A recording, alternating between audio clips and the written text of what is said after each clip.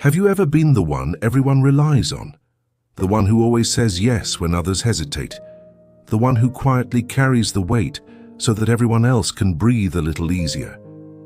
And have you ever wondered what it truly costs to always be the responsible one? Not the obvious cost, not the bills you pay or the problems you solve, but the quiet cost, the one that slowly shapes your life in ways you may not notice until many years have already passed. This is the story of someone who learned that lesson the long way. His name was Daniel Carter. Daniel grew up in a small town where people knew each other's routines almost as well as their own. The kind of place where neighbors waved from porches and children rode bicycles until the streetlights came on. From the outside, Daniel's childhood looked ordinary. But inside his home, things were a little different. Daniel's father worked long hours at a factory, often coming home tired and silent. His mother struggled with health problems that made even simple tasks exhausting. So without anyone officially asking him to, Daniel slowly became the responsible one. At first, it was small things. He helped his younger sister with homework. He washed dishes when his mother felt too tired. He ran errands after school. Most children his age spent afternoons playing basketball or video games. Daniel spent his afternoons making sure the house stayed steady. And something interesting happened. The adults noticed. Teachers praised him for being mature. Neighbors called him such a good kid.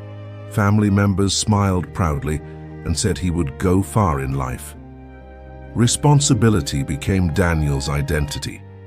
By the time he was 16, Daniel had already developed a habit that would follow him for most of his life. He believed that his value came from being reliable. If someone needed help, he helped. If something went wrong, he fixed it. If a burden appeared, he carried it. He didn't think about whether he wanted to. He simply did what responsible people do. Years passed, and Daniel carried that same mindset into adulthood. In college, he worked 2 part-time jobs while studying business administration. Not because anyone forced him to, but because responsibility had become second nature. While other students explored internships, traveled, or experimented with different interests, Daniel focused on stability. He chose the safest path, the most practical job, the most predictable future. After graduation, Daniel accepted a position at a regional insurance company. It wasn't glamorous, but it was steady. A reliable salary, health benefits, a clear career ladder, and Daniel believed that was what responsible adults were supposed to choose. Within a few years, Daniel earned a reputation inside the company. He was dependable. When deadlines piled up, Daniel stayed late. When co-workers needed help, Daniel covered their tasks. When managers needed someone to handle difficult projects, Daniel volunteered. People trusted him, and trust is a powerful thing. But sometimes, trust slowly turns into expectation. Before long, Daniel noticed something subtle. Whenever something complicated appeared, people looked at him first. Whenever a problem needed solving, his name came up. Whenever someone else dropped the ball, Daniel quietly picked it up. He didn't complain. Responsible people rarely do. By the time Daniel turned 35, he had built what many would call a respectable life. He owned a modest home. He drove a reliable car. His parents often told friends how proud they were of him. And yet, something inside him felt strangely heavy. Not dramatic, not unbearable, just heavy. The feeling appeared most often on Sunday evenings. You may know that feeling. The quiet moment before another week begins. Daniel would sit at his kitchen table with a cup of coffee and look at his calendar. Meetings, deadlines, responsibilities, and occasionally a strange thought would drift into his mind. Is this really the life I chose, or the life I slowly accepted? He didn't say that thought out loud, because responsible people are not supposed to question stability. They are supposed to maintain it. Around that time, Daniel's younger sister, Melissa, came to visit. Melissa had always been different. Where Daniel was careful, Melissa was curious. Where Daniel was cautious, Melissa was adventurous. She worked as a freelance photographer, traveling between cities and occasionally even different countries. Her life was unpredictable, but when she visited Daniel's house that weekend, she noticed something almost immediately. Her brother looked tired, not physically tired, emotionally tired. One evening, they sat together on the back porch as the sun dipped behind the trees. Melissa looked at him for a long moment before asking a question. "Daniel, are you happy?" Daniel laughed softly. It was the kind of laugh people use when they don't know how to answer honestly. "Of course," he said. "Everything's fine." Melissa nodded slowly. "But that wasn't my question." Daniel didn't respond right away. The evening air grew quiet. Finally, he shrugged. "I'm responsible," he said. Melissa looked puzzled. "That's not the same thing." That sentence stayed with Daniel long after she returned home. Responsibility is not the same as happiness. For the first time in many years, Daniel began noticing patterns he had ignored before. At work, younger employees were starting creative projects. Some launched small businesses on the side. Others switched departments to explore new paths. Daniel admired their courage, but he never considered doing the same. Responsible people don't take risks. They maintain what already works. Weeks passed. Then one afternoon, something unexpected happened. Daniel received an email from an old college friend named Marcus. Marcus had once been known as the most ambitious person in their class. After graduation, he had moved across the country to start a small technology company. For years, Daniel assumed Marcus had disappeared into the chaos of entrepreneurship. But the email was simple. Marcus would be visiting town for a conference, and he wanted to catch up. When they finally met at a quiet cafe downtown, Daniel barely recognized his old friend. Marcus looked older, of course, but he also looked lighter, not carefree, just lighter. They talked about work, family, and the strange way time seems to accelerate as people grow older. Then Marcus asked a question Daniel hadn't expected. "Do you ever feel like you've been holding your breath for years?" Daniel smiled politely. "I'm not sure what you mean." Marcus leaned back in his chair. "For a long time," he said, "I thought responsibility meant building the safest life possible." Daniel nodded. "That's what I've been doing." Marcus shook his head gently. "That's what I thought too." He paused for a moment. "But then I realized something strange. The safest life can quietly become the smallest life." Daniel felt something inside him shift. Marcus continued. "You know what the hardest part about being responsible is?" "What?" Daniel asked. Marcus smiled. "People stop asking what you want."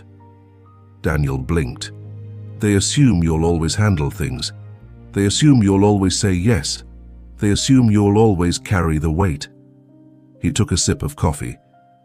"And eventually, you start assuming the same thing about yourself." The conversation lasted only an hour.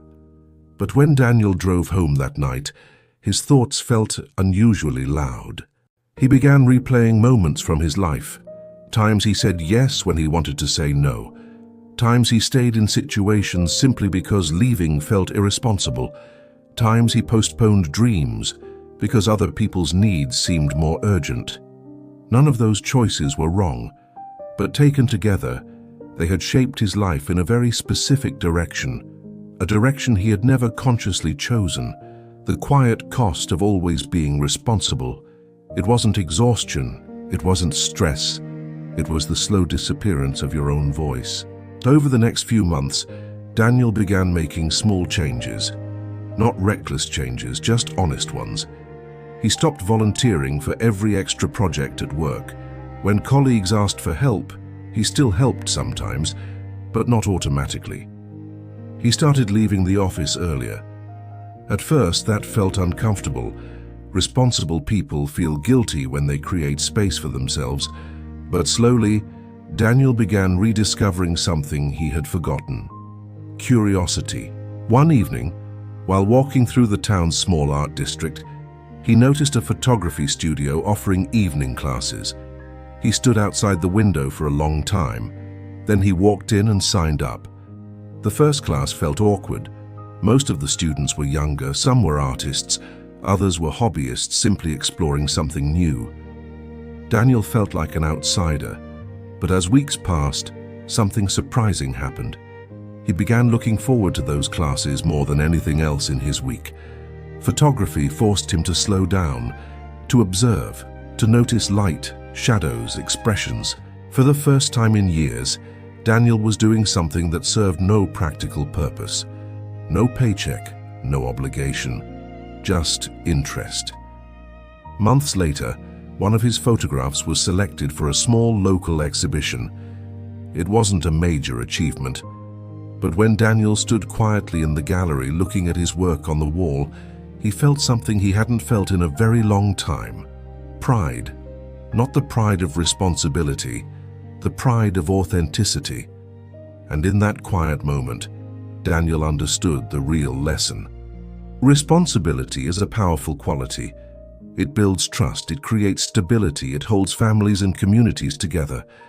But responsibility becomes dangerous when it erases the person carrying it. Because life is not meant to be lived only as a support system for everyone else. It is also meant to be experienced, to be explored, to be shaped by your own voice.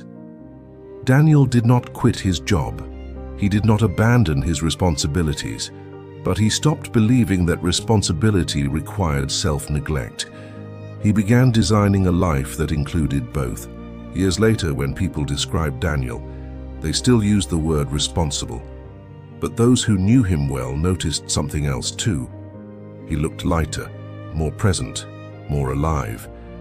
And if you asked him what changed, Daniel would probably tell you something very simple. Being responsible doesn't mean disappearing. It means learning how to carry your duties without burying your own life underneath them. So if you are someone who has always been the reliable one, the dependable one, the one who fixes problems and carries burdens quietly, take a moment tonight and ask yourself a gentle question. When was the last time you made space for your own life? Because responsibility should be a strength, not a silent prison. And sometimes, the most responsible thing you can do is remember that your life matters too. If this story resonated with you, take a moment to like the video and share your thoughts in the comments. Your experiences and reflections help this community grow. And if you enjoy thoughtful stories about life, purpose, and personal growth, consider subscribing to the channel for more. Thank you for spending this time with us. Take care of yourself and have a peaceful day ahead.